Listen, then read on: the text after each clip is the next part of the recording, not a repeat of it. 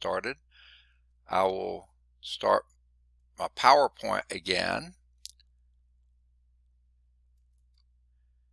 And hopefully it won't screw up like it did last time. I have a feeling part of it was PowerPoint. Microsoft products don't work well with anything else. And this is PowerPoint, and it's a pain in the neck. So that may have been part of the problem. I don't know. Okay, welcome back, it says. It takes us back to where we started today, not where we left off. Okay. Okay, that's the slide we'll start with. We'll do from current slide. So let me go to current slide. Now, the problem is I can't see my... Okay. Gerald, oh wait, here's Valerie waiting. Let me get her in. Okay, Valerie's back, Gerald's back. Let me see if I can get screen share to work now. There is chapter 6. And what's that? I said, and we are a go. I still couldn't hear you. You said, and we are a go, Houston. Oh, you are. You can see this? Yes. Excellent. Excellent.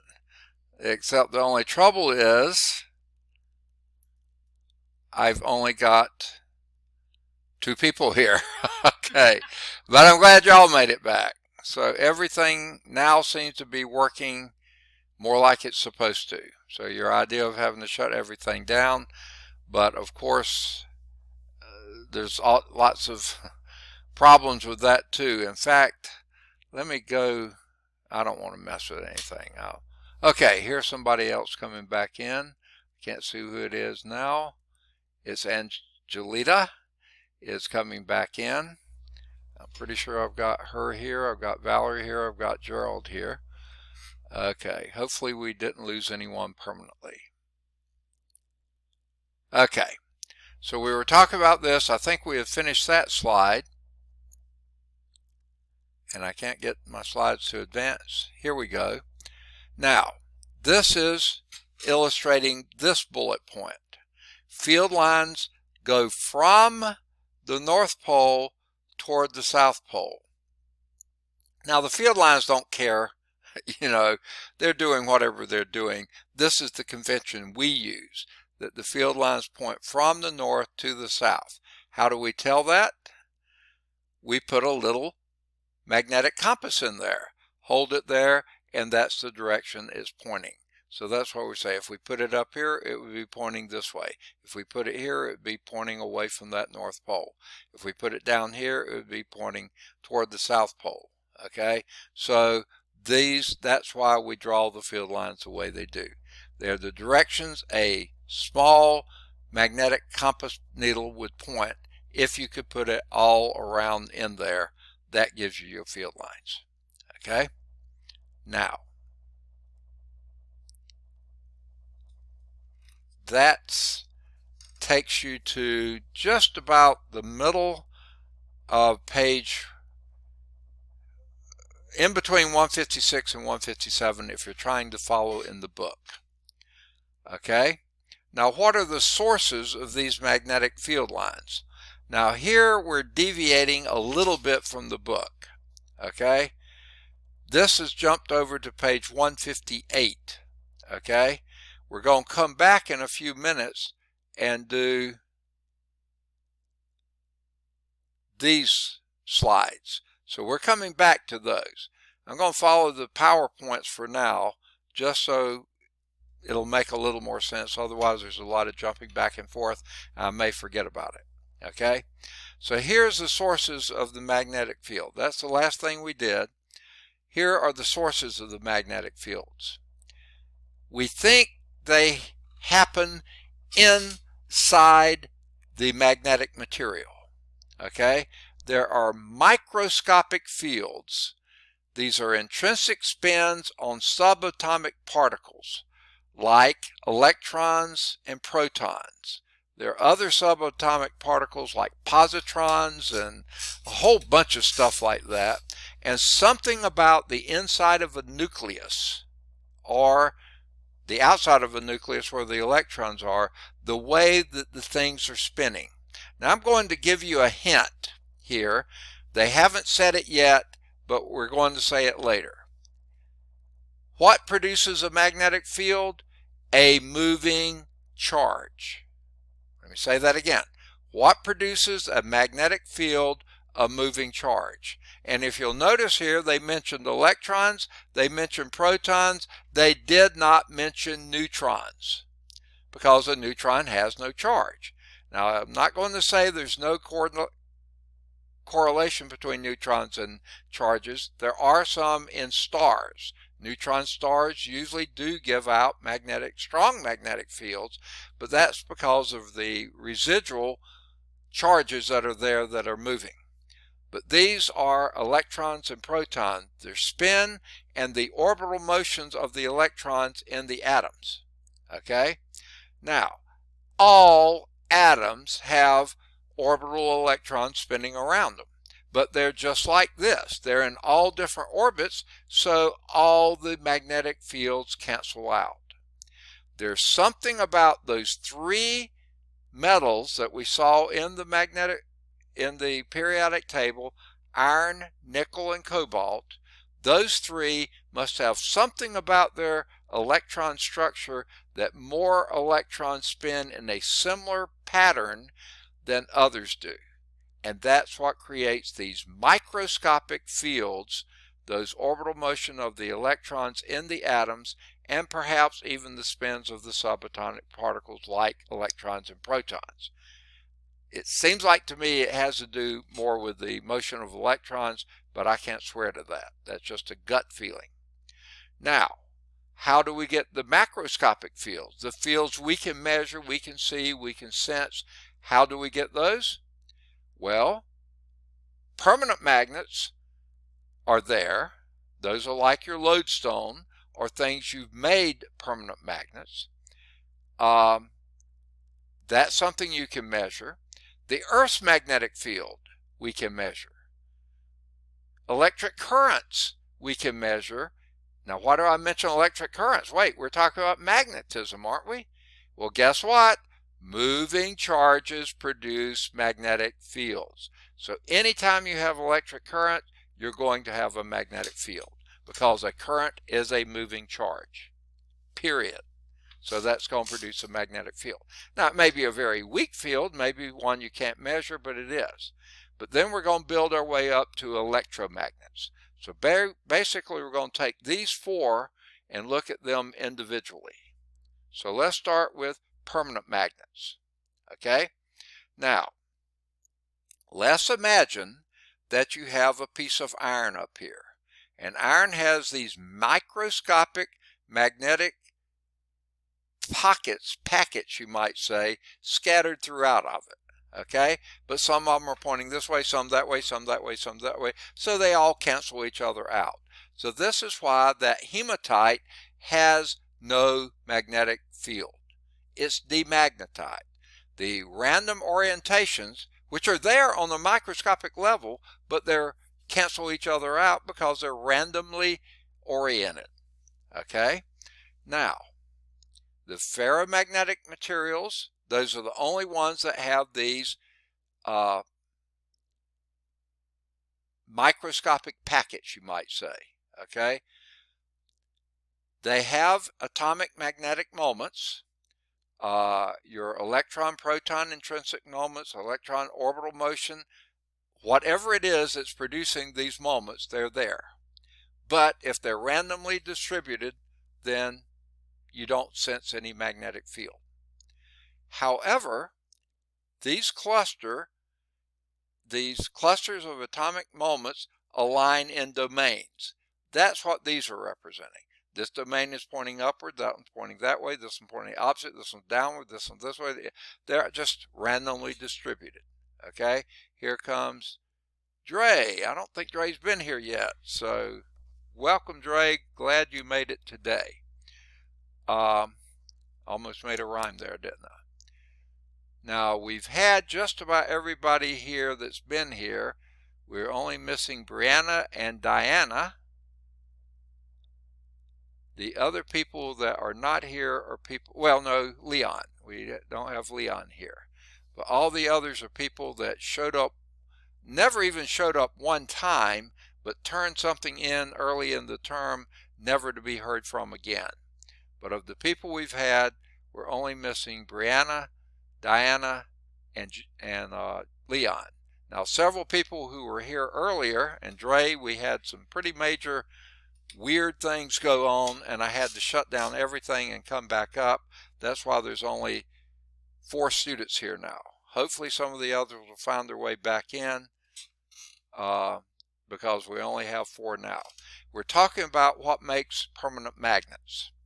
We know that any one of those 3 elements, iron, nickel, and cobalt, have these intrinsic magnetic fields around their atoms. These intrinsic magnetic fields produce an atomic magnetic moment. They group together in clusters of atomic moments, and they align themselves in domains.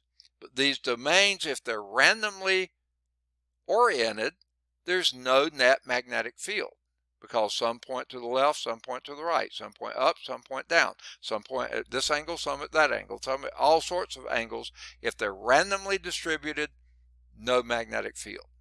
Iron, nickel, and cobalt.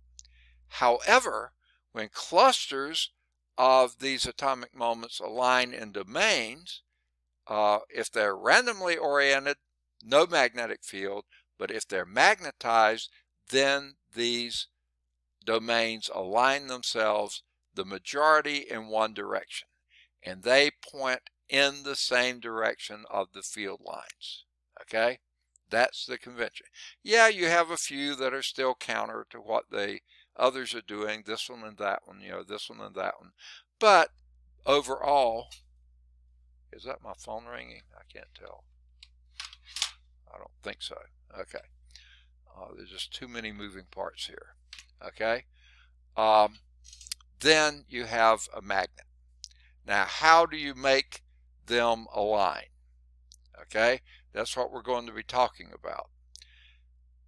Number one way you make them align is if you have a magnetic material like this and perturb it, mess with it some way in a strong magnetic field like you see here, then you can align those. Say if you had this demagnetized piece of iron here, just imagine this was iron, bring it down into a magnetic field, and it's going to naturally line up some things, but then take you a hammer and bang on it, okay? In that strong magnetic field, you are going to actually line them up more permanently than what you have here. Better than banging on it with a hammer, you would take it and stroke it along that magnetic field, especially on one end or the other, the North Pole or the South Pole. Stroke it along there. You are aligning those domains. And when you finish the stroking, remember the stroking is also vibrating and getting things into alignment, and after a while they stay in alignment. That's how you make a permanent magnet. Okay? And if we had the lab that we usually do in class, we would do that. I would find some needles or pins or other things that are not magnetic to begin with. I'd have you rub it along a magnet. You can feel, a little bit of friction there, and as you feel that friction, you know that's lining up those domains in that magnetic field. Take it out of that field, put it back into a container of iron filings, and they stick all over it. Before, hardly any stuck to it. Now they do, because you align those by your vibrations, by your perturbations on that magnetic material. Okay? And for some reason, it will not advance. Okay. So that's how you make a permanent magnet. The next topic is the Earth's magnetic field. and this ties in with the other one. The Earth's magnetic fields originate deep beneath the surface from currents in the molten core. Now, for those of you, Angelita, Gerald, I think have both had Physical Science 111. Valerie, you had it too last summer or spring, wasn't it? Yes, sir. Okay, so you've had 111. You know that the Earth has a crust on the outside. Inside the crust we call the mantle. That's the biggest part of the Earth, and it's all solid. The crust is solid underneath the oceans, of course, but the crust is solid. The mantle is solid, mostly iron, and then you have the outer core. The outer core is actually molten, melted. That's your magma lives down there, okay? That's because there's so much heat and so much pressure from the mantle and the crust over it, mostly the mantle, your friction has gotten it so hot that it melts. Well, the Earth is spinning, and of course that solid part has to spin every bit that the Earth does. That molten part is just like a glass of water. I wish I had a glass in here. I have a glass of water, but you can't see through it. I could spin the glass, but the water just sits there on the inside. Some along the outside might move a little bit, but it just sits there. So here you have a spinning Earth and a molten core made mostly of iron. The mantle is mostly of iron. That's rubbing against each other like crazy. So what you have are charges that are being knocked loose by the spinning of the outer of the mantle around the liquid inner core, and that's moving charges around because iron, nickel, and cobalt all lose electrons or gain electrons, and you have charges moving around that molten core. That's what provides the currents, okay? And because you have a moving charge, that produces a magnetic field. And where do the poles of that? Pretty close to the poles of the Earth, the actual physical North and South Pole. They don't line up exactly because that's probably not a precise sphere inside. It's all jagged and ragged, and the Earth is not a perfect sphere anyway, and the inside probably all sorts of things are messing, but they're pretty close. The magnetic North Pole is fairly close to the geographic North Pole, and the magnetic South Pole is pretty close. But the surprising thing is, because of the way we name it, that magnetic North Pole is actually the South Pole of Earth's magnetic field. Why do we say that? Because your field lines point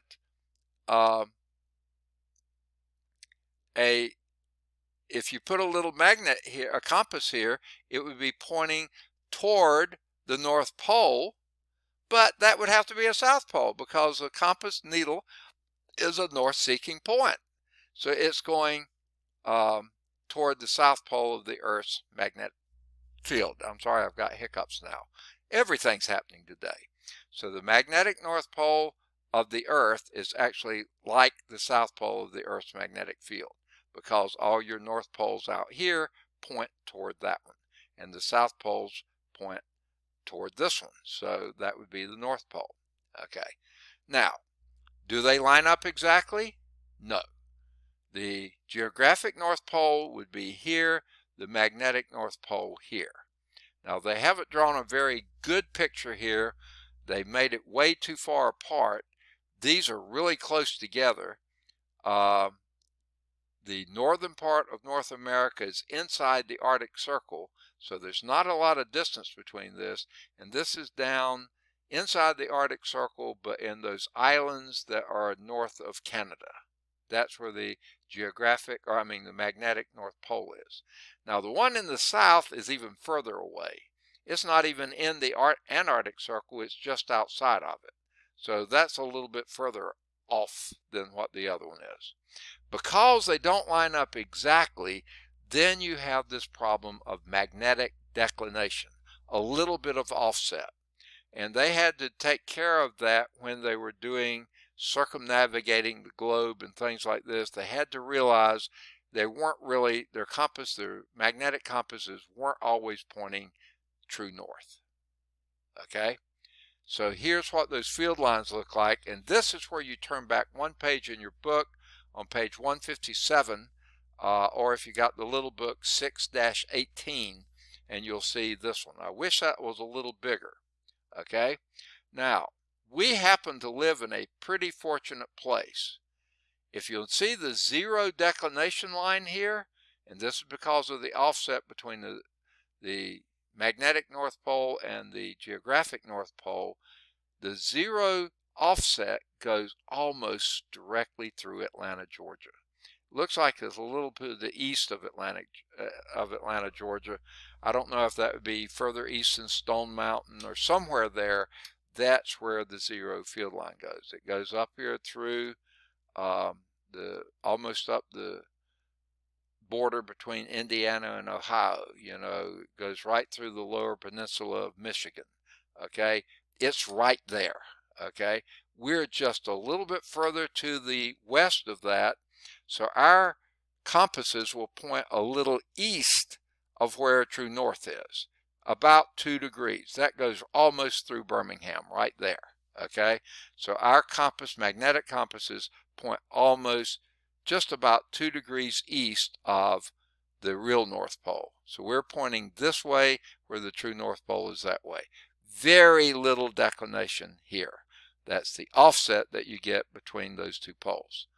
Now you go up here to Maine and your declination is about, I think that's 16 or 18 degrees west. That's a pretty big error there.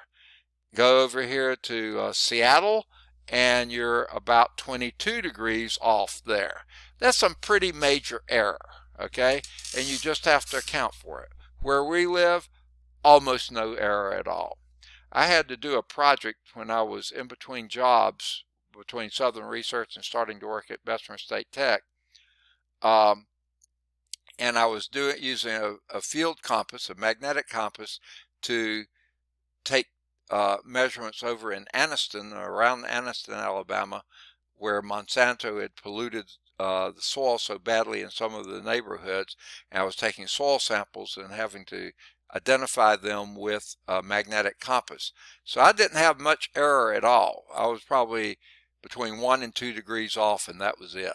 So I felt really, really good about that. Okay, that's before I taught this course. I didn't know how good I did feel about it, but it was pretty good. That's where you get your declination, your offset between true north and magnetic north. All right, and here comes Rucker again. Glad he made it back, and I've already marked him present, so hopefully the others will be coming back too. Now, here is the part that to me is a huge, huge mystery. The direction of the field, magnetic field, has periodically reversed itself. And they can tell that by deposits of magnetized material. And again, Gerald, Angelita, and Valerie, who have been in the first course of Physical Science 111, we talked about this. This is how they found out that the Earth is splitting, you know, so to speak, in the mid-Atlantic ridge, because you have field lines that are going in the same direction on either side of that ridge. Okay, we talked about it, and then we're talking about it again now. The field has periodically reversed itself. Deposits of magnetized material record this over the years. The last reversal was about 780,000 years ago. Before my time even, okay? Way back ago, okay? Now, I cannot tell you how in the world this happened. I don't think the Earth's rotational axis has changed, so that doesn't make any sense. Here's what I think has happened, and if I'm not mistaken, it may have been Jacob maybe, or somebody from my last class who had some suggestions or thing of this, that the magnetic north pole seems to be drifting a little now. Okay? Now, picture this. You've got these currents inside the spinning Earth, and these currents aren't going exactly with this way, but are very slowly over time, very slowly over time, very, very slowly over time, changing the orientation. That would change the field lines. Now, as long as they're sort of pointing northward, even though they're not exactly northward, then they're going to be pretty strong field lines. But when they start drifting this way, they're going to get weaker and weaker and weaker, and there will be some time in the last 780,000 years that we didn't have a magnetic north or south pole, or at least one that you could find easily. So a magnetic compass did you no good whatsoever. And about 780,000 years ago, it would have pointed in the opposite direction, where you just turn your compass around and you still got it pointing into the north. Okay, so having taught trig, okay, and knowing that many things in nature follow sinusoidal curve, simple harmonic motion, you may have heard it called, it's kind of believable that the Earth's magnetic center could be just sort of moving in a sinusoidal pattern. So 780,000 years ago, it was going in the opposite direction. Maybe 780,000 years before that, it was back where it is now. In between that, it got stronger at some point, it got weaker at some point. It almost went to zero at some point, but then picked up in the opposite direction. It's believable. Okay? I can't tell you why it's happening, but so many things in nature do follow these periodic motions. And maybe the center of the Earth is doing that. You know, who knows? I've not been down there to see. Okay? Now, I can't get this to advance till I click on it again. All right. Now, that was some of the background. Okay? Now we're moving toward, and what was on an earlier slide, part of this one is now 6.4. And let's see. Electric currents and magnetism. And guess what? I've already hinted at this before. Here it is again. Moving charges, which by the way are currents, moving charges, change of current per unit time, current, change of charge per unit time, joules per coulomb, that's a current. They produce magnetic field. That's what's going on inside an iron, nickel, or cobalt atom. Moving charges are producing magnetic fields. Okay? It happens in currents as well. Okay? So let's say you had a wire heading up through a board here, and you put a potential difference across it. Now this would indicate the positive would be up here, the negative down here. A potential difference across there. Now they're showing it backwards from what I would have shown. I would have used a positive charge and pointed that way. Well, if you had been pointing with a positive charge downward, use your right thumb and point downward.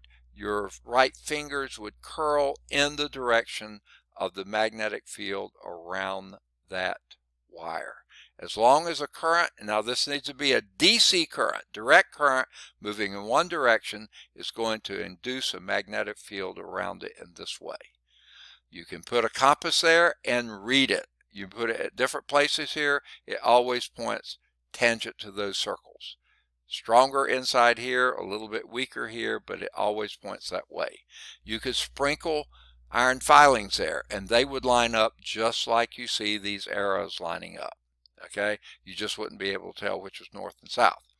Okay, so if you point your right thumb in the direction that a positive conventional current would have gone, then your right fingers would point in the direction of the magnetic field. It's called the right-hand rule. Since they showed electron current going upward, you have to use the left hand to point in the right direction. I wish they'd have shown a positive current. Okay, but There's another way you produce a magnetic field. Anytime you have a moving charge, you induce a magnetic field. Okay, does that mean I could take a wire here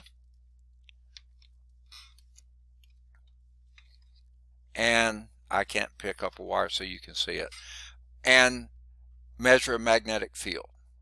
Well, if it's alternating current, no, you can't, because if it's going back and forth, the magnetic field would be changing so rapidly you wouldn't be able to tell it at all.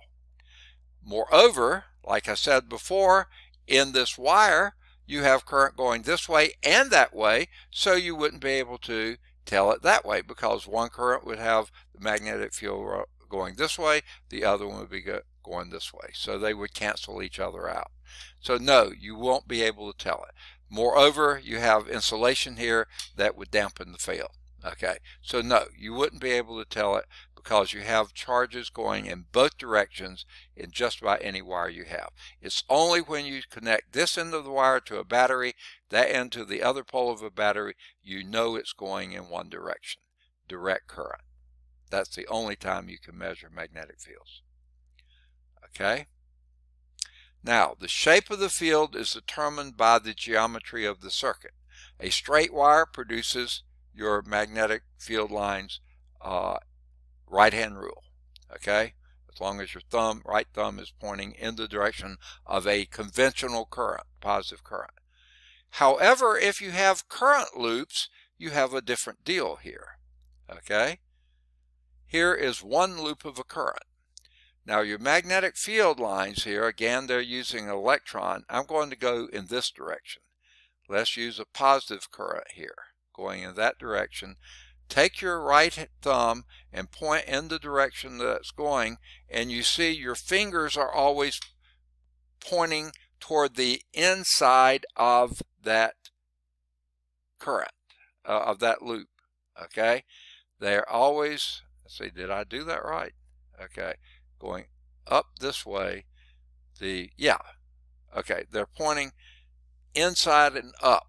I can't twist my arms around that much. So basically the field lines have a inside here are pointing upward, outside here are pointing downward. So you would have a north seeming magnetic field going up here. They're reinforcing each other. They're superimposing on each other. So this is going to produce an even stronger field than the one with a single wire going up like this. That is just going around in that direction. Okay? This one's going around the loop. Okay? Oh, and this is showing that. So there's your north field going in this direction. The south field would be in the opposite direction. Okay? You can't have a north without a south, okay? So that would produce a small magnetic field in this way. Well, what would happen then if you put a bunch of loops in the same direction here? Then you build up stronger and stronger and stronger and more field lines like this. That's called a solenoid. Here's the picture of that right here. So here is your positive. So you're going here, the solenoid is round around there, and again, if I could get my fingers to do that, you see the north seeking. Why did that change? I don't know. Okay, let me move. You probably can't see this, but I can. Go move y'all out of the way. And that would be your north seeking, your north pole this way, your south pole that way. Okay, as long as your current is flowing in the same direction, direct current.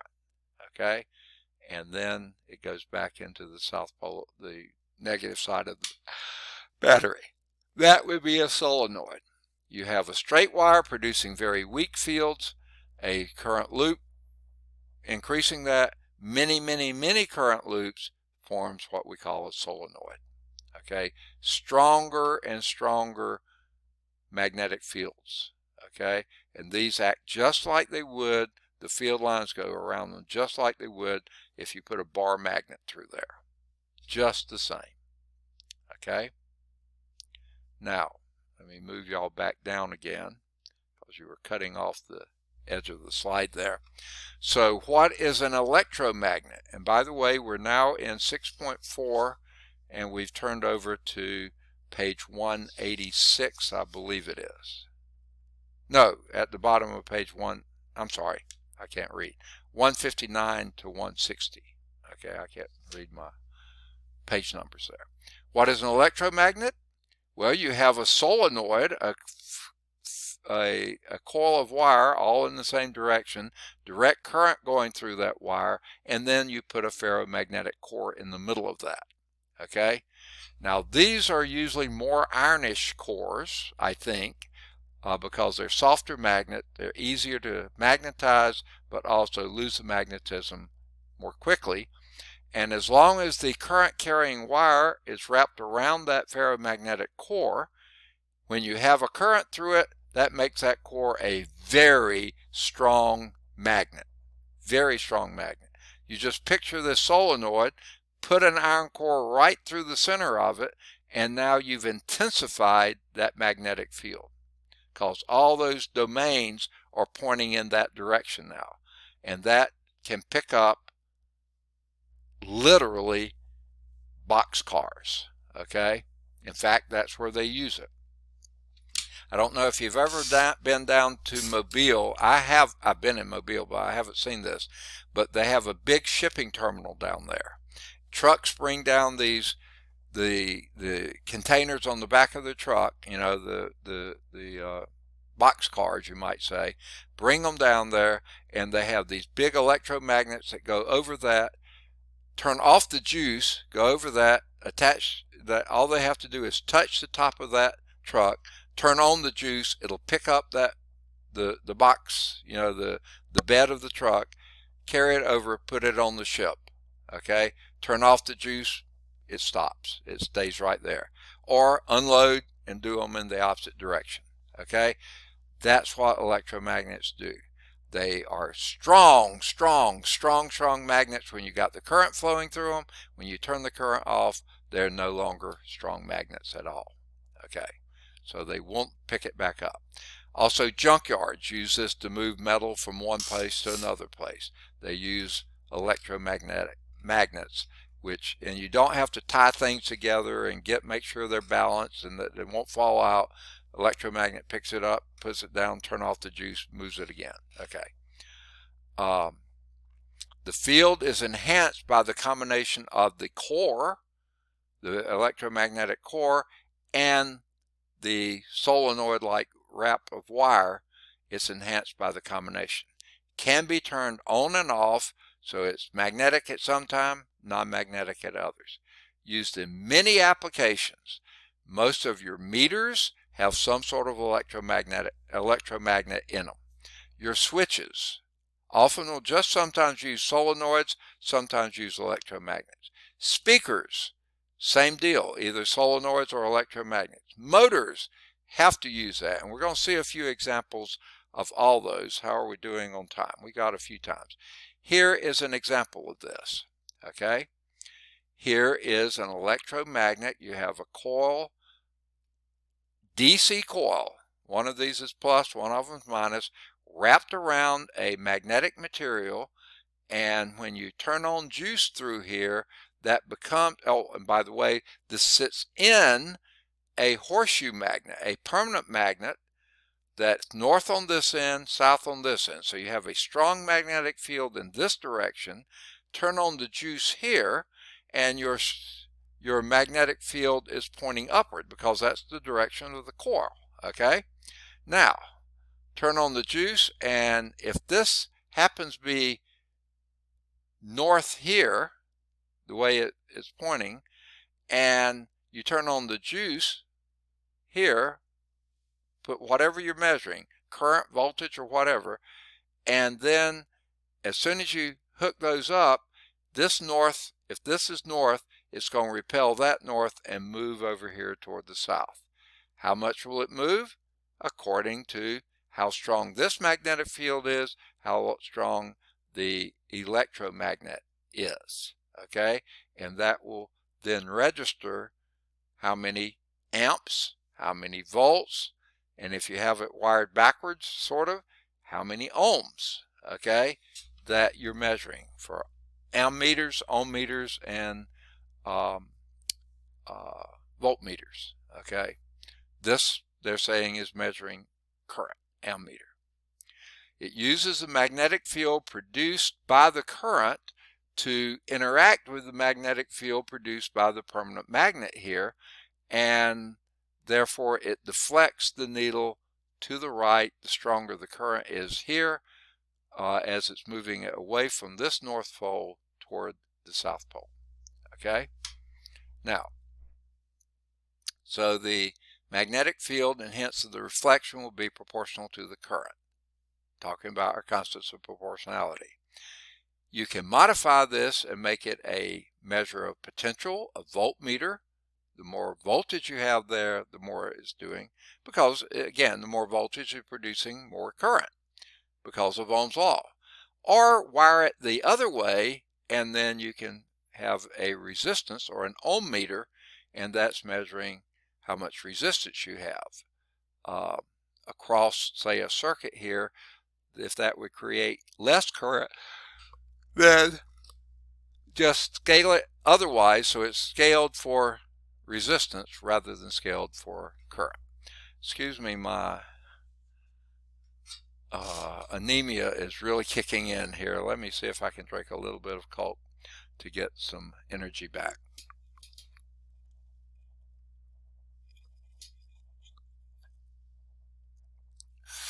Unfortunately, between classes, I meant to bring up another can. I didn't.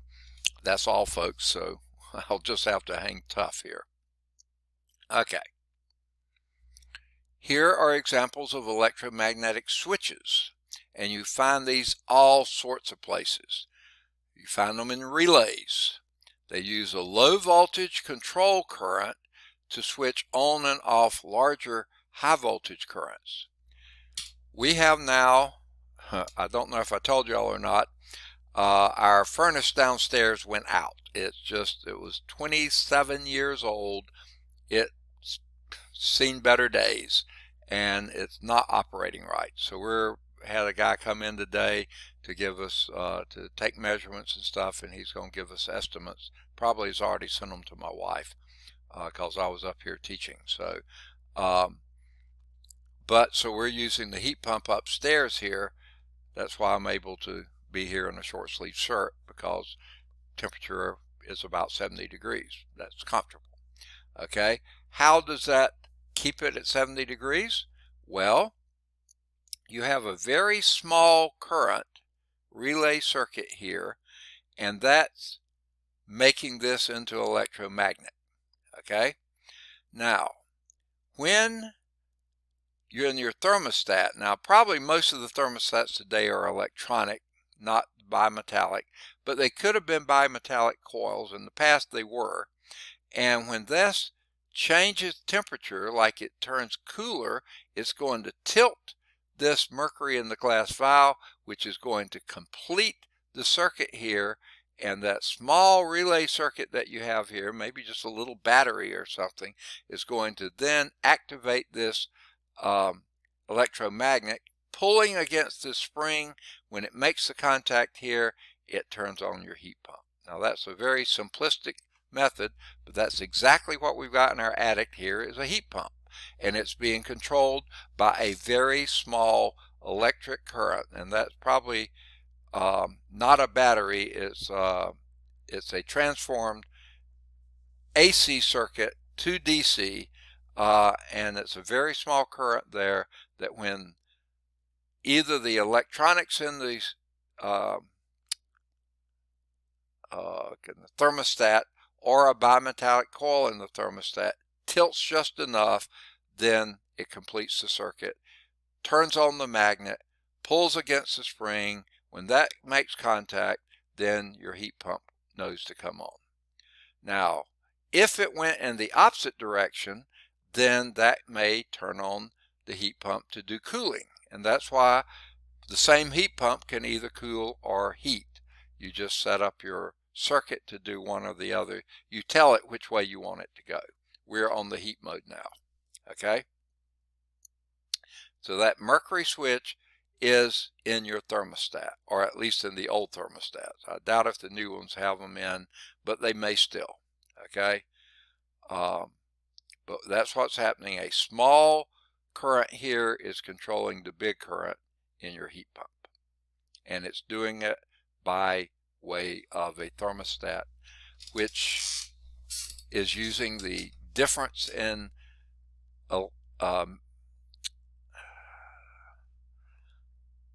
thermometric expansion between the bimetallic strip. We talked about that earlier. Okay, you have solenoid switches. You don't have the iron core in them, no longer electromagnet, just a solenoid. And that moves the spring-loaded iron core responding to the solenoid field, and that pulls it to here against the spring. That can turn on.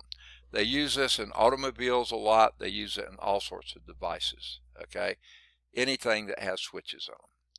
Water valves. Okay, when a say in I'm going blank on the name of it. Something that measures the water content in the soil. When that gets too dry, then it could make a solenoid move one way or another, and that could turn on a sprinkler system. That's how automated sprinkler systems work. Opening and closing water valves. Same thing could be true in irrigation systems.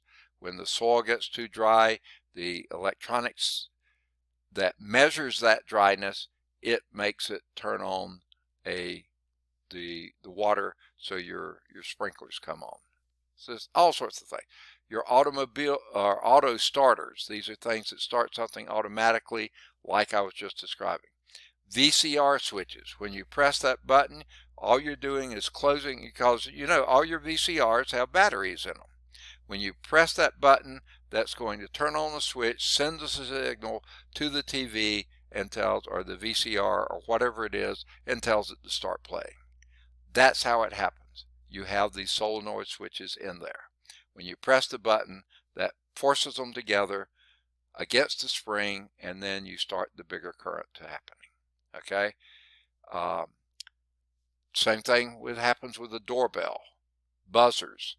A few weekends ago, my wife and I put one of those, goodness, what's the name of it? It has a little camera in it. Yeah, a ring device on our front door.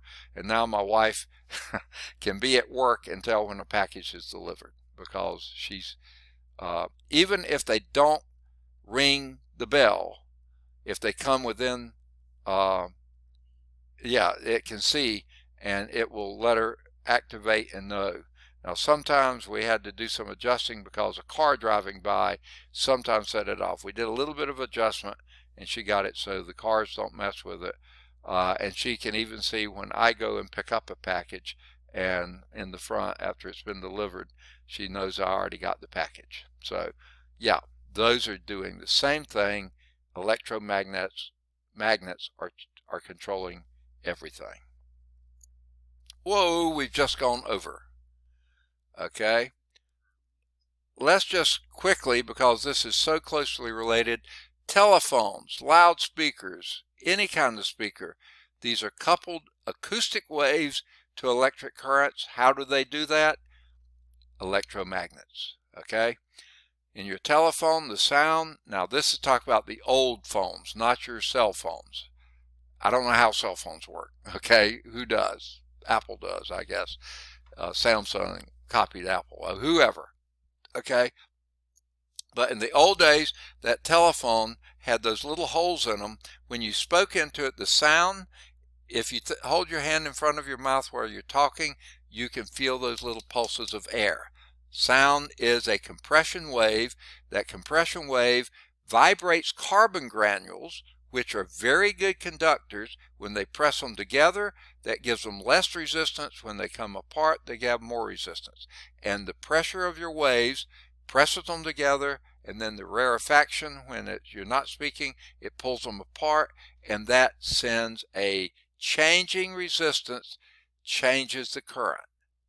And that small current change then goes to the speaker, And this picture, I think, sort of shows that. When you speak into the receiver, the small condensations, the condensings and the rarefactions in between, move the carbon back and forth. The metal diaphragm here pushes the carbon granules closer together, or it springs them back further apart. That changes the resistance in the wire. The change of resistance allows different current to flow. That goes and is amplified, magnified in the speaker, and then on the other end, your earpiece turns around and does the same thing. Okay, well, this shows the one here. Why they separated the electrode from the magnet, I don't know. The condensations press against the paper cone, pressing against the spring. The spring increases the pressure on the permanent magnet, and that interacts with the changing currents here, and that forms a changing magnetic field, also increases current. That's the other part. We'll get to that next time. Varying current fields of electromagnet moves the permanent magnet, and the moving magnet vibrates the spring against the paper to produce sound. So this is the other end of it, and this is how the condensations are moved out, and that's why you hear the other person talking in this, because you've got this kind of mechanism up here in your receiving end as well.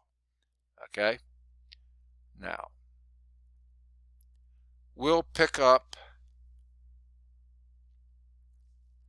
with electric motors next time. I'm trying to find where we are right now. Oh, there we are. Okay, we'll be on page 161, and that's where we'll pick up next time. So let me erase my previous mark here. Okay, and we'll pick up and go from here next time. Now, what have we got left to go?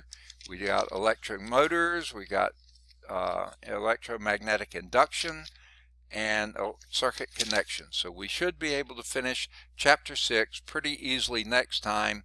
We may even finish it early enough that we'll stop and have our lab a little early, and maybe let you go for Thanksgiving week a little bit early. Now, no guarantee of that. We could have things like happen today that slow us down, but I think we'll be able to finish that. And then the week after Thanksgiving will be in chapter 8. So we have 3 days to do that, and I think on the third day I'll let you be able to give you your chapter 8 test and the final exam both on that last day, and you turn them in by the next Thursday. And that will pretty much wrap us up for the term. So, any questions, thoughts before I stop sharing now? We're getting ready to do the lab, so anything from the lecture material that you want to ask questions about? Anything? I don't have a question about the lecture. Okay. I had a question about the test 4. Okay. Oh, yeah, you asked that earlier. That's about the time everything fell apart. Sorry about that. Okay, what I'm going to do when I go to get the lab, we're going to look at that question. So I'm glad you reminded me. Okay. Any others before we shut down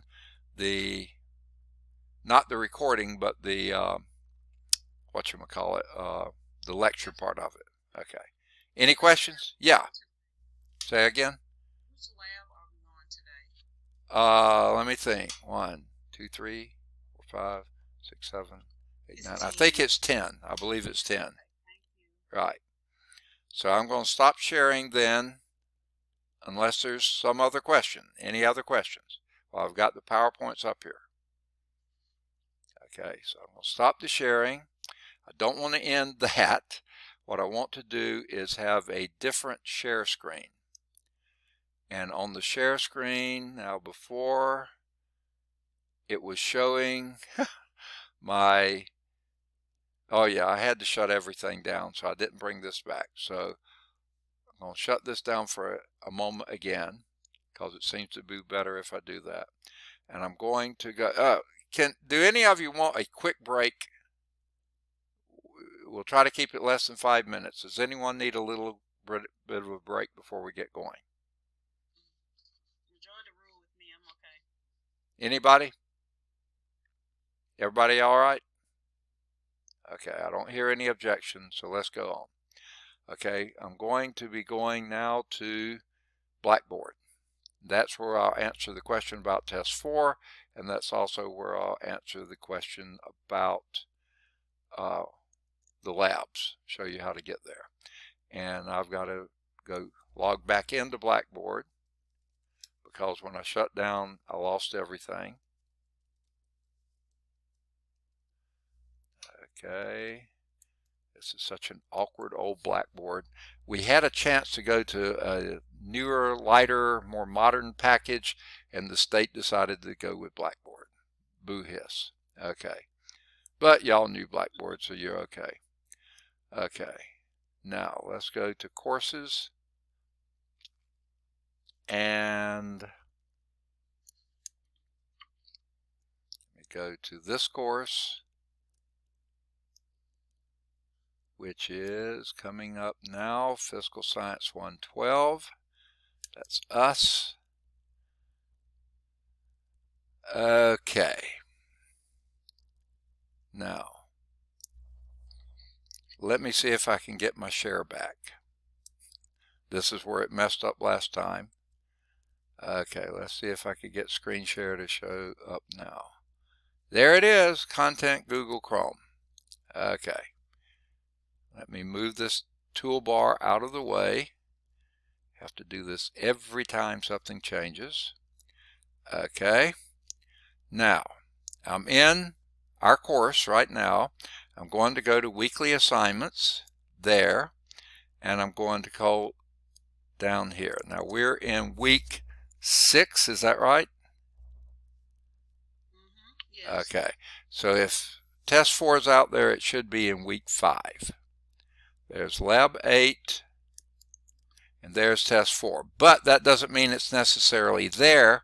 That's a place you can deposit it. If my memory's right, they didn't put a little plus on here, so I couldn't add it in. So it's not there under week 4. So what I'm going to do now is get out of that. You can turn it in there. You can turn it in on Blackboard Message. You can turn it anywhere you want to. I'm trying to get y'all out of the way here. And I'm going to scroll up now till I get to Blackboard Messages. Okay, do you see that? Where my cursor is, Messages? The envelope. Click on that and let's see if test 4 shows up there. Oh, there's your question about it. Does this mean it didn't show up here either?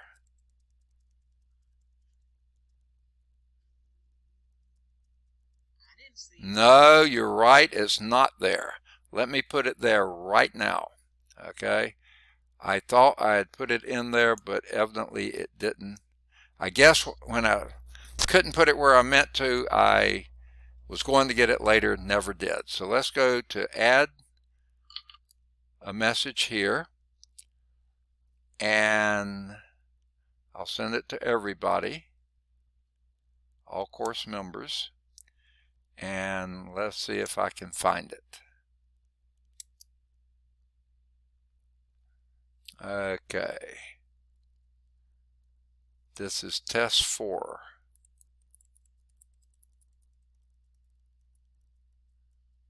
Now I should have checked this first. This is from last fall. It should be a Word document, and tell you what, well, I'll go on and put it there. And if it's not the right one, then I'll come back and change it. Okay, save. Now what I'm going to do is see if I can click on it and open it. Well, let me go on. Okay.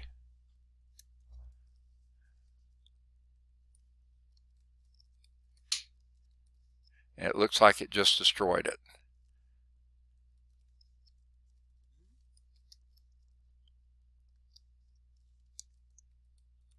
Okay. Let me go back and put it again. I thought we had it there. here we go again. We'll try it one more time. There's test 4. Save it here. Okay, why is it wanting to close now? I don't know. Okay, there's test 4. Okay. Now let me see if I can open it and make sure it's the right thing. It doesn't look like I can. So I'm going to send it to all of you. It should be there shortly. I don't see it showing up. Maybe this is what happened last time too. Oh well, sometimes it puts it in weird locations. So let's scroll down and see.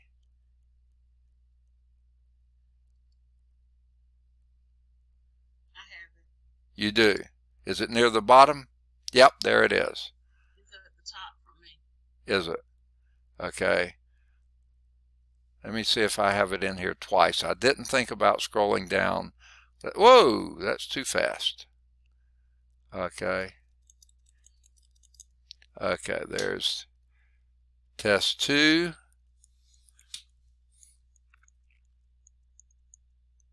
Test 4, test 1, lab 2, third test. I don't see it anywhere but there. Okay. All right. So let me go back, and I'm going to check it and make sure it's the right one. If it's not, I will fix it. There's test 4. So let me open this. This is taking class time. I should have already had this done. Let me make sure. Is it 14 questions? That's what I'm going to check on and see. Why will that not open? There it is.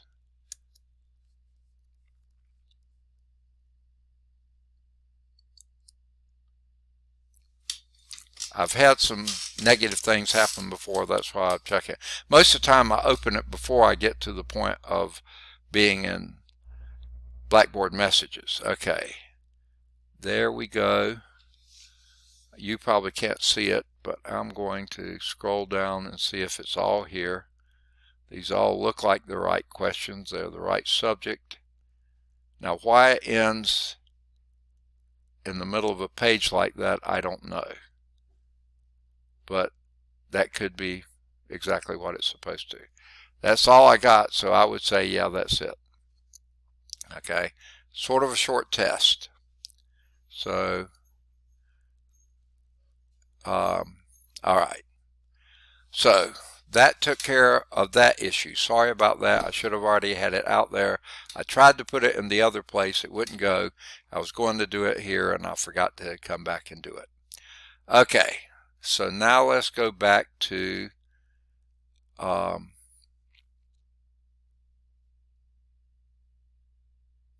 need to get the content, and I think y'all are in the way. So got to scoot you down. I'll scoot you up here. No, that's in the way too. Okay. So let me get out of here.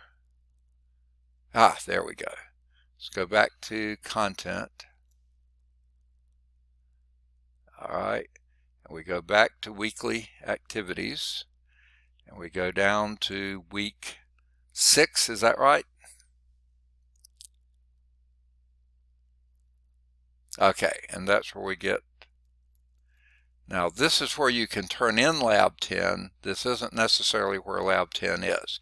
I haven't put Chapter 6 test out there. I'm anticipating doing that after class on Thursday. Okay. So let's go to instructional materials where we usually do week 6, instructional materials. There we go. And here's our good old link. So I'm going to click on that. And I'm going to move y'all, I think, out of the way again. Let's see if that'll work. I think it does. And let's go back to, goodness, I'm getting so confused here.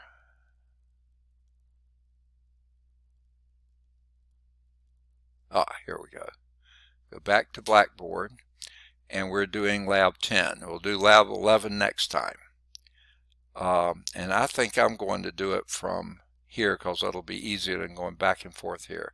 So I'm going over here to my computer. I had all this open before, but when I shut down, it's no longer available. It probably was already here. Okay, but I'll take care of that later. I've got to move y'all again, sorry. Okay. This is so awkward. The screen is only so big and there's so much out there.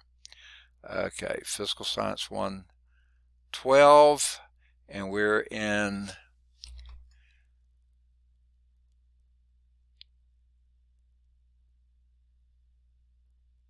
I've got to see if I can find the right one now. There it is. I think that's it. Yeah, it's the one I worked on last night. Okay, here we are. Resistance in a wire, Lab 10. And just to remind you, remember where we started today? And I backed up one slide and said, this is what we're doing in lab today.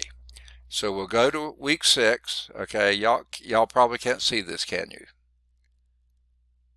I see a big black. Okay, let me get, I think someone is trying to get in the room. There it is, Tobias is coming back. Okay, let me get Tobias in. I knew something had happened.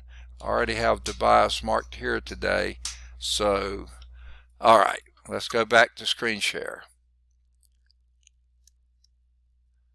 Okay, there we are. All right, can you see that now? It's okay. This is where we left off. This is the last thing we did in last Thursday's class. So it says go to Blackboard week 6. We've already been there. Open instructional materials. We've already done that.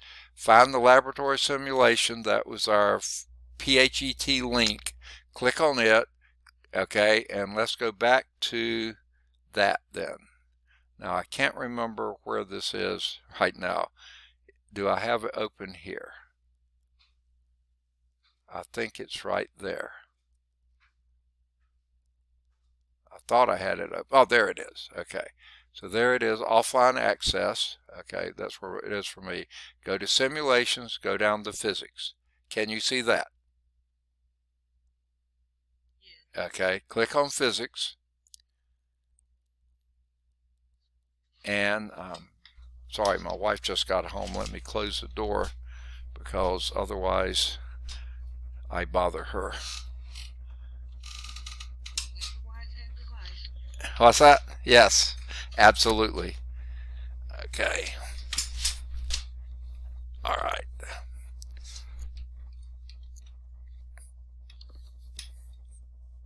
Okay. I thought she might close the door when she came upstairs, but she didn't, so I'll close it for her. Okay. Now I'm going to move y'all back again. Depending on what we're looking at, you're either in the way or you're not. Okay.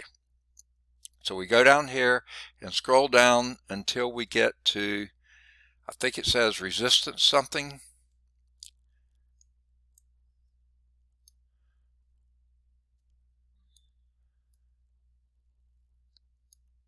Resistance in a wire. Yeah, that's what we're looking for. Okay, getting closer. These are alphabetical pretty much. There it is, resistance in a wire, right there. Click on that,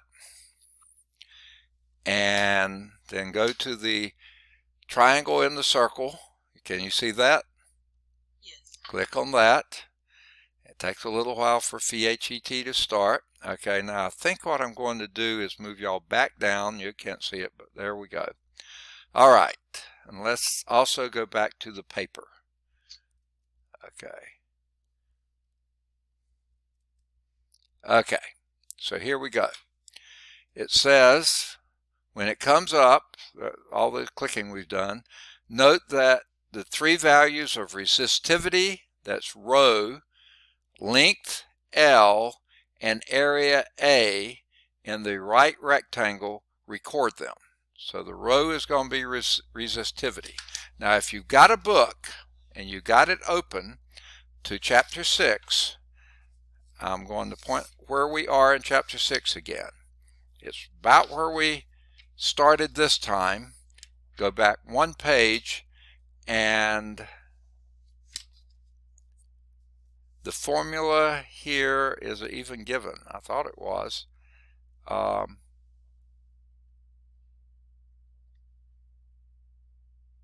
They just name the things. They don't give you the formula. So I will give you the formula if it's not given in the other thing. Okay, so let's go to it. Go back to resistance in a wire, Google Chrome, right there. Okay, here's the formula. Resistance, that's R, that's measured in ohms, is equal to rho. This is the thing that said rho, resistivity, okay, and its units are ohm centimeters, multiplied by length, which is in centimeters, divided by area, which is in centimeters square. Okay, so ohm centimeter times centimeter would be ohm centimeter squared, divided by centimeter square. That gives you ohms, and that's what your resistance is. Okay, so this is what it asks you to do. Record the resistivity rho in, that would be 0.50 ohm centimeters times 10 centimeters divided by 7.50 centimeters squared. Okay, so pull out your handy dandy calculator. Oh, record those. Okay, that's what the first thing that says to do. Record them. That was that was 0.5, wasn't it? And it has units, so be sure to write your units. 0.50 ohm centimeters. The length was 10 centimeters, wasn't it? And the area was, I've already forgotten. Did anyone want to write it down? Okay, let me go back here to see it. 7.5 centimeters squared. So the first one, the rho, was 0.50 ohm centimeters. The next one, L, was 10.00 centimeters, and the area, A, was 7.50 centimeters squared. Okay? All right. Now take your calculator. I've got my phone. Turn it on. Go to the calculator. Okay? And these are very straightforward. There's no pi's, there's no anything, square roots or anything else. You're just using that formula. So that's a 0.5, and you don't have to put the 0 if you don't want to, times the length, 10. You could do that one in your head. Then divide that by the area, which was 7.5. Okay? Press equal, and what do you get as your resistance? Exactly. So I would round that to 0.67. That's what I would do, because your minimum significant digits are in that row. You only have 2 digits there. We don't even know if that 0 is significant, but let's just guess it is and make that 0.67 ohms. Okay?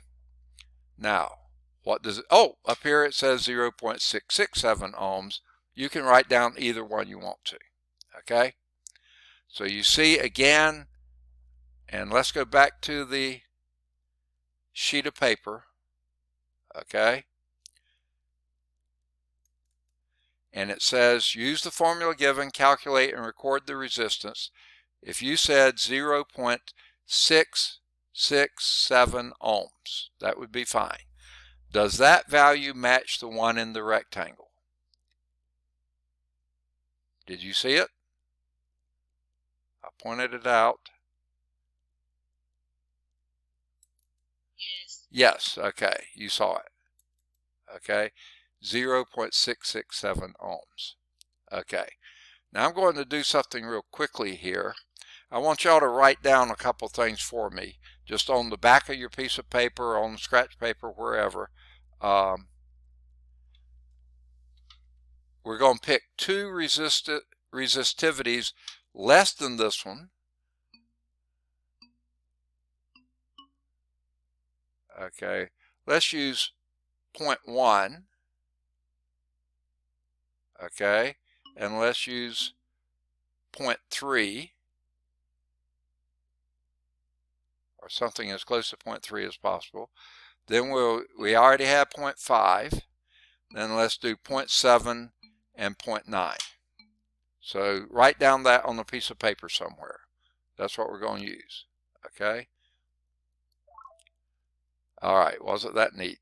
Okay. Here are the lengths we're going to use. We're going to use, let's use 2.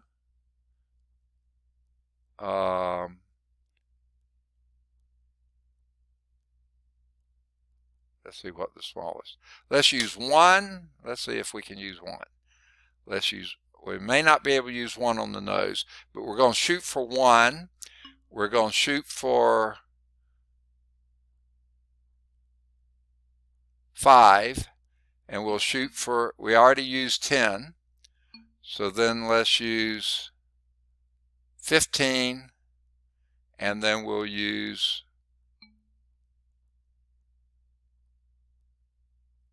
let's use 18, okay, or something like that. It really doesn't matter on those so much, okay. For area, let's use like 1. We'll shoot for 1. And we were at 7.5. So let's do 5. Let's do 1, 5, 12, or make it 10. 1, 5, 10, and 12. That sounds good. 1, 5, 10, and 12. Okay, we're not going to use, yeah, 1, 5, 10, and 12. That's good. Okay. So let's go back to our sheet of paper. Okay. Now, it says use the resistivity adjuster in the right rectangle to choose 4 different resistivities, 2 higher and 2 lower than 0.5, and then, and 2 lower. With the 10 centimeter length, the 7.5 square centimeter area, calculate the resistance that should result. Now, y'all wrote this down, didn't you? What was our lowest resistivity we were going to use? 0.1. Okay, get your calculator up, and we'll use 0.1 times the length, and we're going to use a 10 centimeter length, right? And then we'll divide that by the 7.5. What resistance do you get from that? So okay, we'll round that to 0.133 calculated resistance. Okay, so did y'all write those in?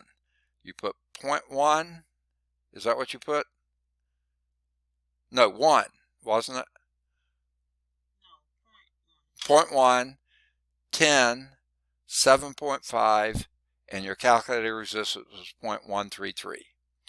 Okay, we'll come back later and see if they match.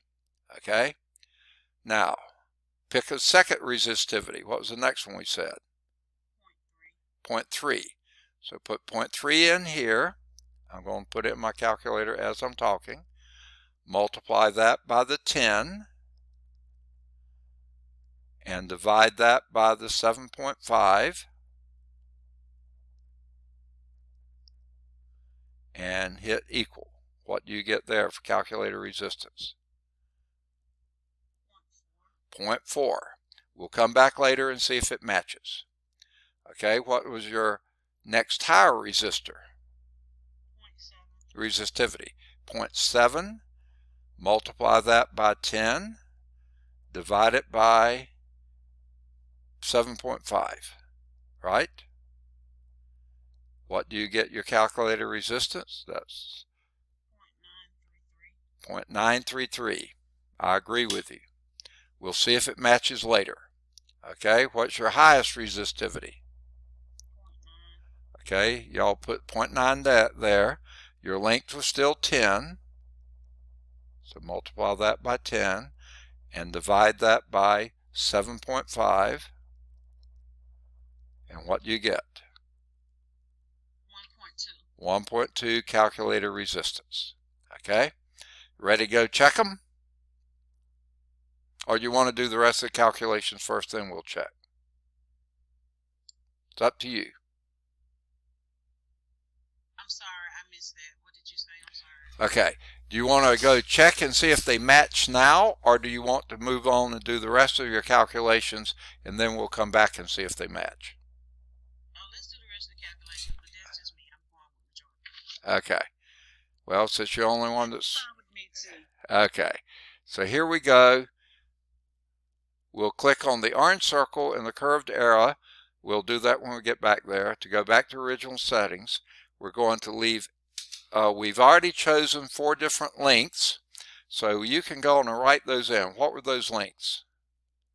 The lowest length was 1, 5, 15, and 18. Okay, write those in to this column right here. The resistivities we're going to leave at 0.5 ohm centimeters. Okay, and that'll be, all 4 of those will be 0.5 ohm centimeters. All your areas are going to be 7.5 square centimeters. Okay, now get your calculator. That's 0.5 times, and what was that shortest length? 1 divided by the area of 7.5, right? What resistance do you get from that? 0.067. Okay, let's do it all the way. Yeah, okay, 0.067 will be fine. Okay, 0.067.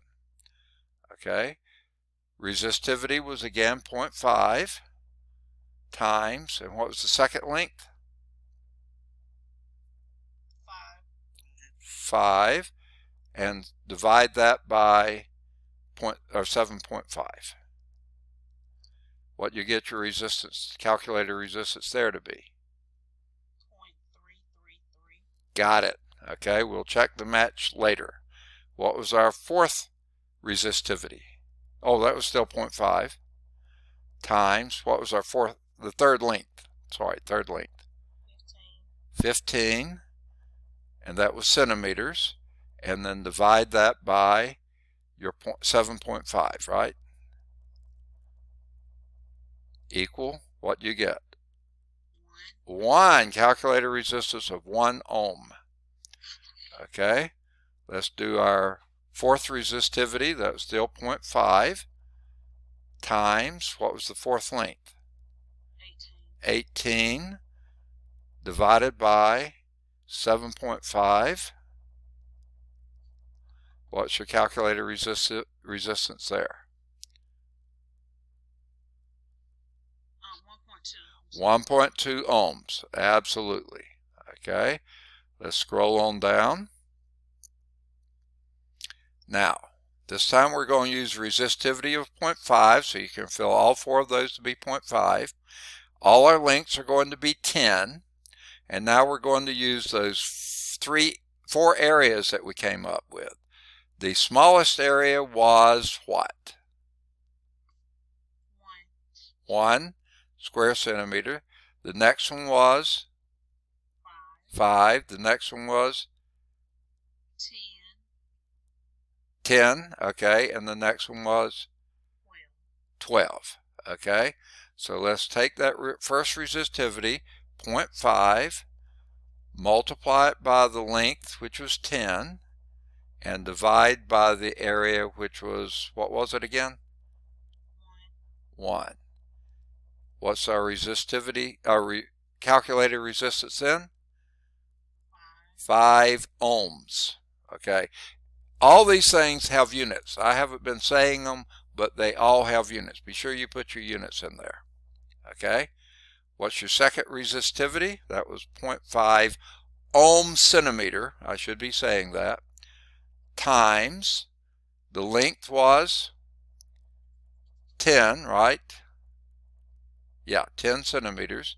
10 centimeters divided by, and your second area was 10? Was that? No, it was 5, wasn't it? You tell me. 5. Yeah, 5, and then press equal, and what do you get as your calculated resistance?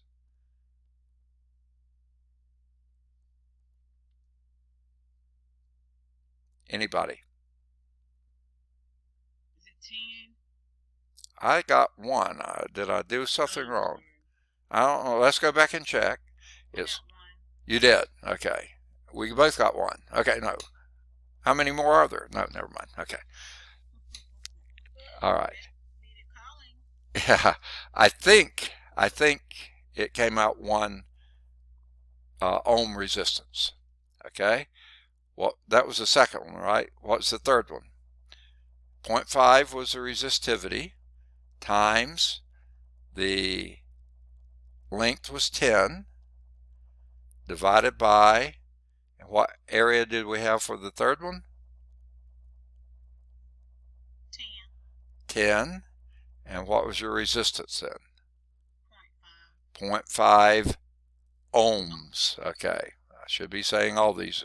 Okay. Then the fourth one, the resistivity was 0.5 ohm centimeters times 10 centimeters divided by 12 centimeters squared equal what you get as your calculated resistance. 0.417 ohms. Excellent. Okay. So let's go back up. I'm going to have to move y'all again. I'm going to move you to the other side. I think that'll be out of the way enough there. Okay. Y'all can't see what I'm doing, but I had to do it. Okay. Let's go back to, well, I don't need to move y'all. All I had to do was go back to new share and go back to resistance in a wire. Okay. I hope you got your piece of paper in front of you because I can't remember all these. Okay. Our first lowest resistivity was what? 0.1? 0.1? Yes, sir. 0.1. Okay. I'm going to try to hit 0.1 on the nose. I did. What was our calculated resistance?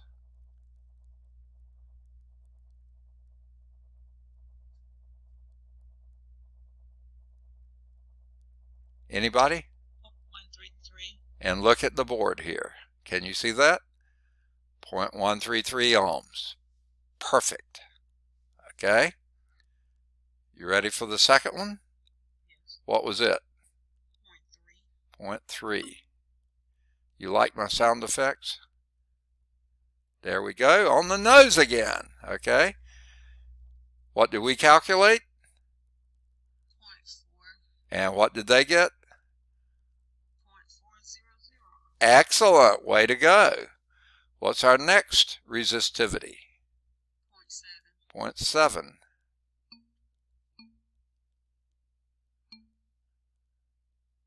Whoops.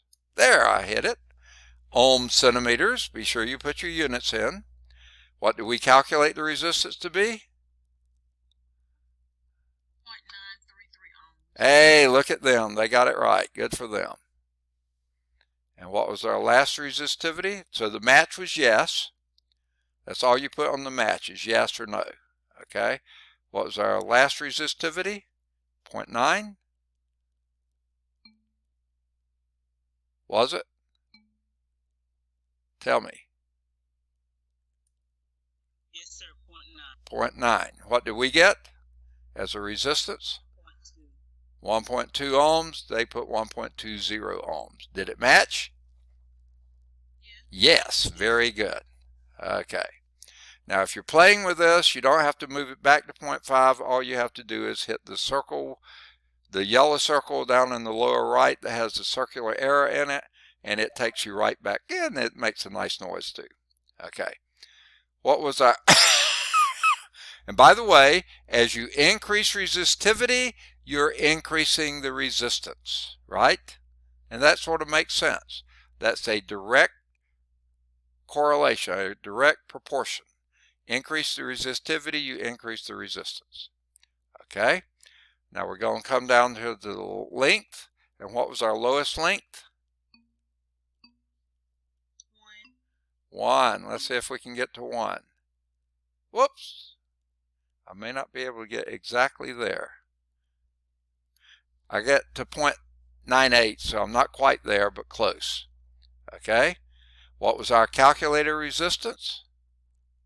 0.067. Okay, and with 0.98, we got 0.65. I would say that's a good match, wouldn't you?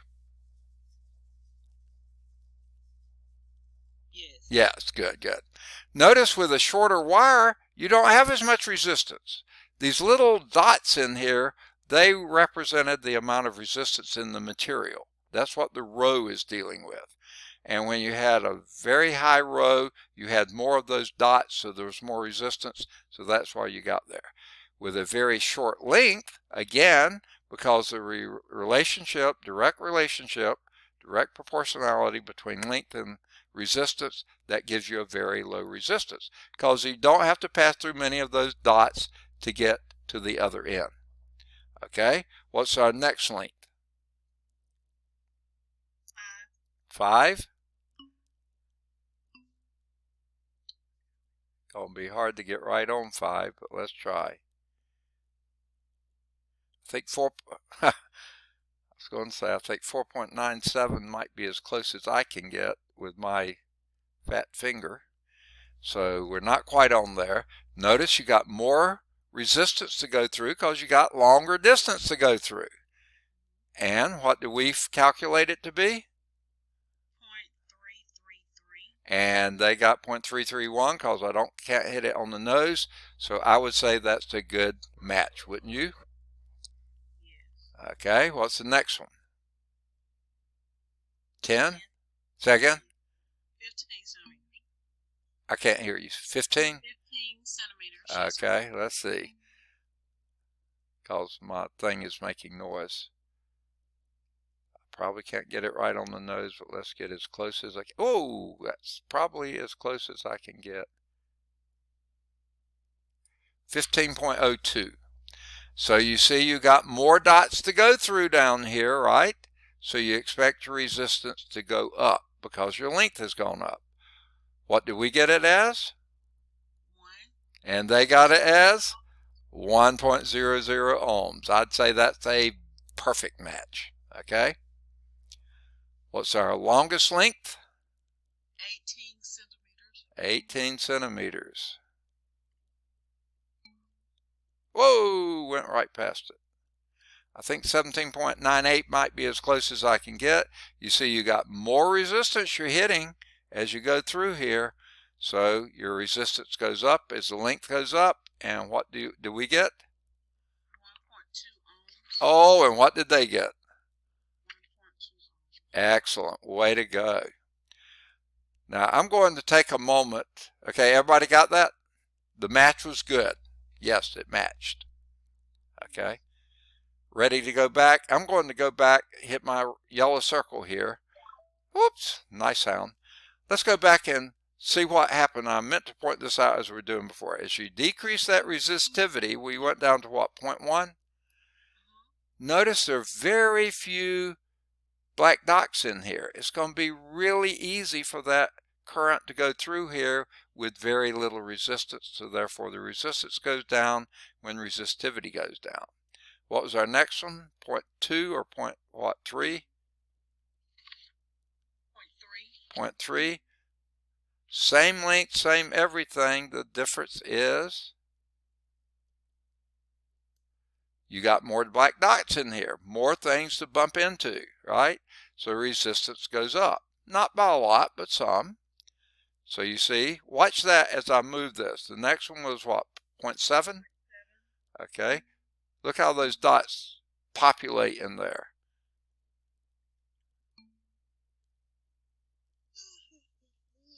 This is pretty exciting, isn't it? Okay. So you see you get more resistance here because you got greater resistivity. Same length, same area, everything else is the same. Okay. And the last one was what, 0.9? Yes, sir. And see how the dots are populating even more as we go. So more resistance, more resistivity, that means that more dots in here, the greater the resistance. Okay. Now the last group was varying the area, keeping the resistivity at 0.5, keeping the length at 10. We're going to vary the area. What was the smallest area we went to?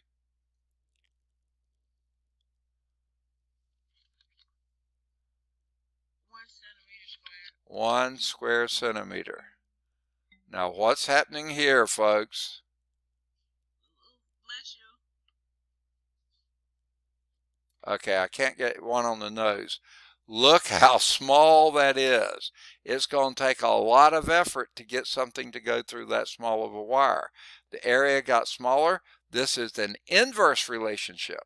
As the area goes down, the resistance gets huge, okay, compared to what it was.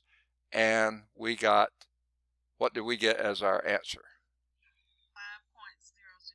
5.00. Okay, they got 5 point. I couldn't get right at 0.1, so I would say that's a good match, wouldn't you? 5.00 as compared to 5.05. Good match.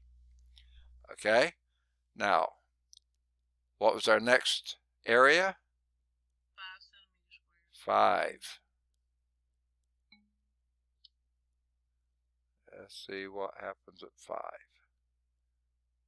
Oh, look at that. I got right on the nose. So you see, same amount of resistivity, same length, but the area is bigger. It's easier for that current to get through here. Fewer things to bump into, fewer walls. So the resistance should have gone down. What do we calculate it to be? 1 ohm. And guess what they got? 1 ohm, perfect match. Okay, so the match was yes. What's the next one? 10 centimeters squared. See, the wire's getting bigger, but no more dots in it, so you just have more room to get through, right? Let me see if I can get as close to 10 as possible. Whoops. Hey, that may be as close as I can get. 10.01. So its area's gone up, resistance gone down, because it's bigger wire, easier to get through, less resistance. What do we get? 0.5 ohm. And what did they get? 0.5 ohm. Yes, perfect match. Did it match? Yes. What was our last resistance? I mean area? 12. Okay, 12 centimeters squared. Let's see what they got.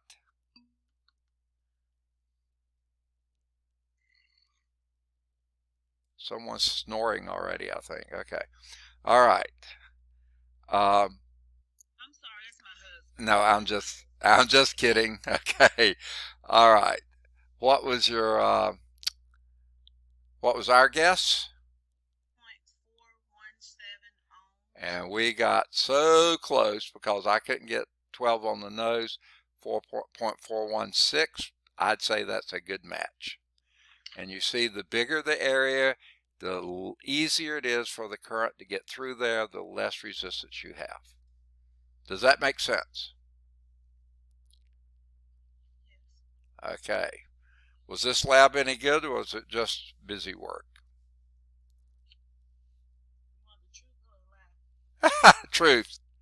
A little bit of both. A little bit of both. Okay. Frankly, what I'm having to do is, since we can't be in the lab actually doing something, I'm stuck with what they got here. I didn't find it all that enlightening, except it did expose you to a new formula and how these are related. Was the graphics worth anything, or was that all right? Now the graphics was awesome because it was able to kind of show us the rationale between the difference. Right. All right. Okay. So that was, I was hoping something there would be good. So good deal. All right. I'm afraid that's all we got for tonight. I'm ripping you off of your tuition dollar again. Sorry about that. I expect to have really bad evaluations coming out of this. So sock it to me then. Okay. Any questions? Lab, material that we did in class, anything? What about the test? What about, okay, yeah. Which test are you talking about? 4. Okay, we posted it. I guess you hadn't come back in yet. I had tried to post it on week 5, I guess it was, and I couldn't post it there because they didn't put a plus sign. So I had planned to go to the Blackboard message and put it there. I got tied up with something else and probably started answering messages and then ran out of time and forgot to put the test in. We did that right when we came back aboard at the end, and so I did put it out there. It's out there now under Blackboard messages. And many of the times I can't put it where I'm supposed to put it because they didn't put a little plus sign there for me to use. So I have to put it on the Blackboard messages. Okay. You want me to show you how to get there? Oh, no, I see. Okay, you got it. Okay. Any other questions? Sorry I didn't get that sooner. Say again? I have one. What's that? So I see that you put out lab 8. So if we've already turned ours in, That's the one we did. we need to rewrite that? No. If that's the one that I didn't have finished typed up, was that the one? Yes, sir, it is. Okay. Yeah, if you've turned in something, that's fine. That's perfectly fine. That's mostly I put it out there for people who weren't able to be in the lab, that they could have something to write on as they did the lab. Because I didn't think it was really fair for them, if they couldn't be here for a legitimate reason, that I wanted them to be able to have something to write on. So I went on and did that. But no, if you've already turned it in, I think Valerie beat me by a week or something, maybe not quite that long, 2 days anyway, and had something out there. If you used her template, that's fine. But I just wanted something for people who weren't able to be here in lab and didn't get that as we were doing it. They could still do the lab without missing something. So I put that one out there. So anything you turned in is going to be okay, as long as it's correct. Okay. But don't worry about that. I'm sure that if y'all were here participating with it, you got it all. Did everyone get everything filled out as we were going, or did we go too fast, or did you check out? Did your internet fail? Did anything happen? Does anyone have any question whatsoever? Everybody okay? Good time to ask questions if you got them. Does anyone need this lab left up here for a little bit longer? Okay. So it's all right for me to stop sharing. I'm sick and tired of sharing. No, I'm just kidding. All right to stop? Does anyone need it any longer?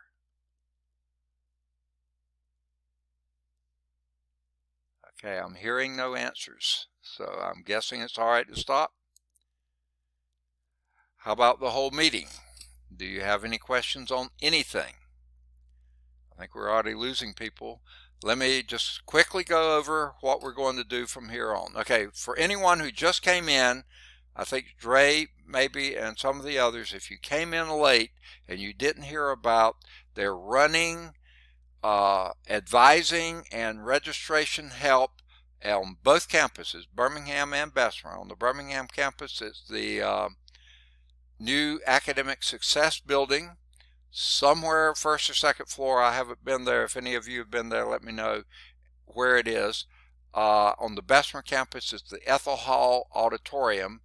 The Ethel Hall is the newest building on the Bessemer campus that's over sort of on the south side of the campus. When you come in that entrance that's in between the hospital light and the Bessemer Civic Center, in between those there's an entrance to campus. When you go in there, it's on your left.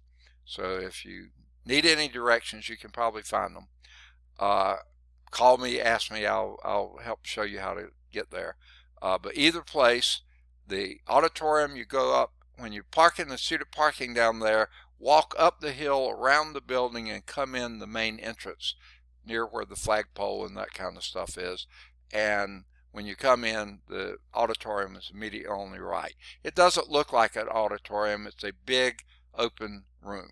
It does have a stage in front. That's the only thing that makes it look like an auditorium. Flat, it's not seats and stuff like that. So that's where you go on the Bessemer campus.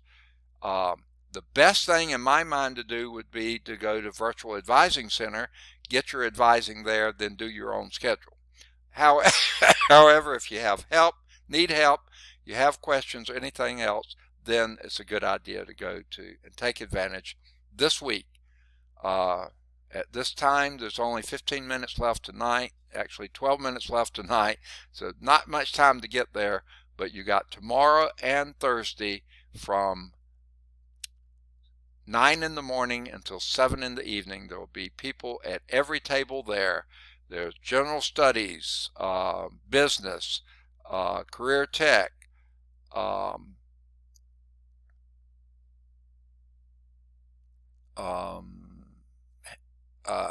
pre-nursing, health professions, and then you'll have tables there for financial aid and other things. So you can get everything done in those two big rooms, either the one on the Birmingham campus or the one on the Bessemer campus. Take advantage of it if you need it. Better to do virtual advising and you don't have to be exposed to anybody, but if you are, be sure you wear your mask, be sure you social distance, and be sure that you stay on one side or the other of the plexiglass, that you're not, exposing anybody to anything. Okay? Any questions on that? All right. And I guess maybe that was after you came in, Valerie, too. All right, I already said that before you came in. So any last thoughts, parting shots before I end the meeting for everybody? Okay. Then I'm going to end it, and we'll see you on Thursday. Okay, let's just talk about what happens Thursday. Thursday, hopefully we finish Chapter 6. Okay? We'll have our last lab on Chapter 6. That will be, I think, magnetism somehow. I don't even remember what the lab's like now. I just did it last night, and I don't remember what it's like. So we'll finish Chapter 6. Then the following week is Thanksgiving. No classes at all week long. The college will be open Monday, Tuesday, and Wednesday, at least Wednesday through noon. I won't swear to you how late it will be open afternoon, but we'll be available at our emails and stuff like this Monday, Tuesday, and Wednesday. So you can submit things and stuff. Thursday and Friday, the college is closed. Okay, closed completely. I'm not going to say I won't be working those days, but I think on Friday we're going up to Huntsville and celebrate my wife's mother's 85th birthday or something like that. So I will be gone that day, but we'll be here most of the rest of the time. Okay. Then the week after Thanksgiving, we start Chapter 8, and we'll probably have 1 or 2 labs in Chapter 8. And then the week after that, on Tuesday, we'll wrap up Chapter 8. I'll give you your Chapter 8 test, and I'll give you the final exam. And I don't think we'll have but either 1 or 2 labs for Chapter 8. We'll just see what happens. Please have your book available that week, because your second lab will be coming from your book. The first lab will be off this thing here.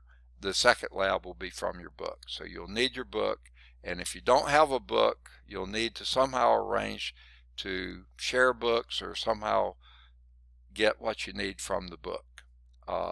Some of that will be in the slideshow, and maybe that'll be enough to get you through the lab. Okay. Any questions? Okay.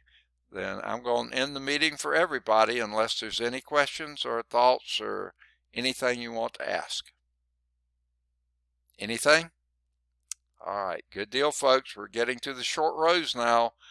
The term's getting close to being over. Please try to get in as much as you can, as early as you can. Your research papers, any old labs, any old tests.